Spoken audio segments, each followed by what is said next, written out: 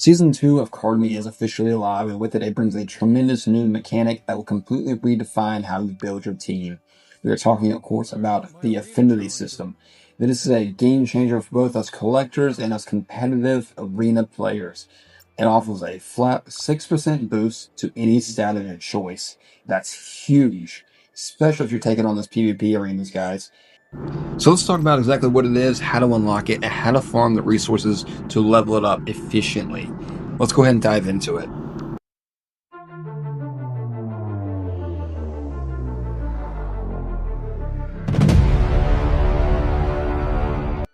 So this mechanic was actually added shortly before Season 2 was announced, but a lot of us missed it. The little heart icon now showing up above our card name, most of mine say 0, because I was just unaware of how to access the system. So when you click the heart, it'll show that you are level 0 or level whatever you are. At level 0, you get a 1% buff to particular to any stat. And level 5, you get a 6% boost, and it goes up 1% for each respective level 1, 2, 3, 4, and so on.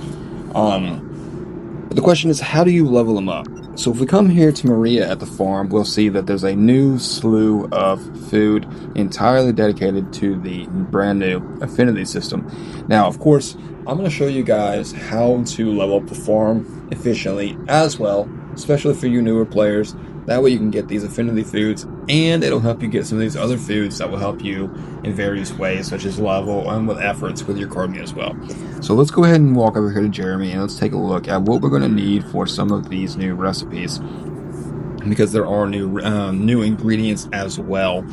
So if we look at these all cost harvest tokens to purchase, and you get harvest tokens every time you harvest whatever you plant. My suggestion to you is there's two ways to go about this. There's the free way and there's the cheap way. Free way, buy the most valuable seeds you can buy. They're going to have, and you'll know they're the most valuable ones because they're going to have the longest harvest time. It's going to take them the longest to grow, and then you'll harvest them. These are going to level your farm up the quickest. And if you have any water pitchers available to you that you can buy to double the yield, definitely do that as well, because it's going to double the XP you get. So that's how I've already gotten my farm up to the level it is, and I've already got several patches that I can farm. This is going to help you not only with the Affinity System, but also leveling up your Kardmi quickly as well. So definitely start off by putting in the highest level seeds that you can, because as you harvest these seeds as well, they're also going to net you the highest yield and harvest tokens back. So it's a win-win. You get a higher level farm and you get more harvest tokens quicker. So that's the easiest way. That's the free way to do things.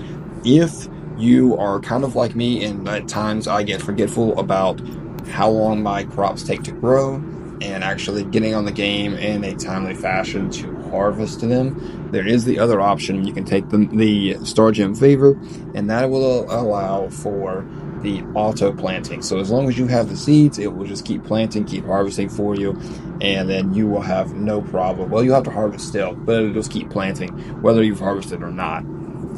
So it's a great option to really stock up on those harvest tokens, or those harvest tickets, excuse me, and that will allow you to be able to buy these recipes and these new seeds, and these new things for your Affinity System.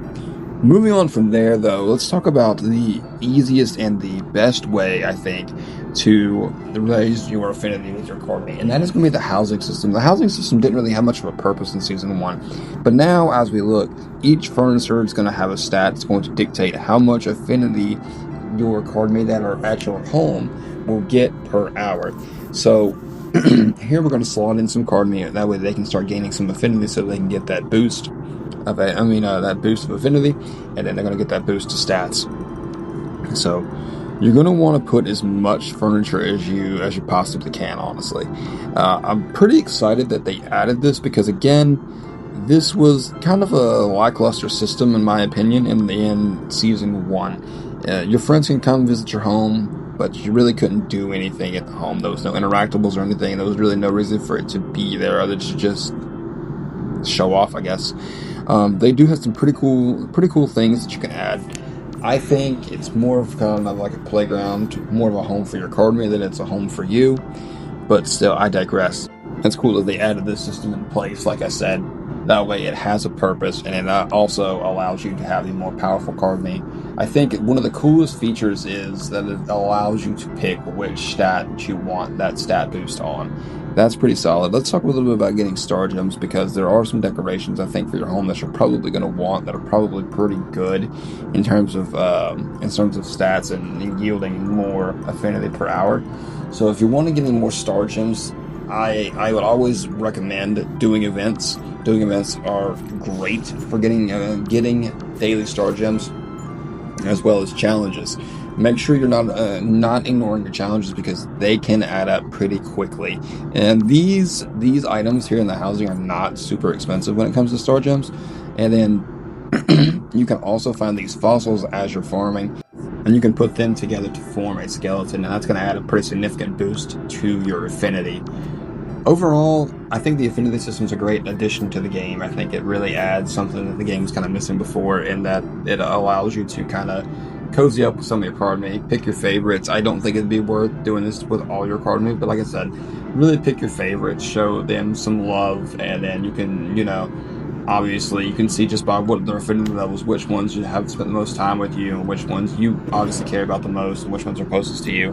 I really like that. I think that's important in creature tamer games, to have that bond with the creatures you're with. So I really like this feature. I'm excited to see how it evolves in the future. But guys, that is all I have for you. That is everything related to the Affinity System, to the best of my knowledge. Hopefully I didn't miss anything.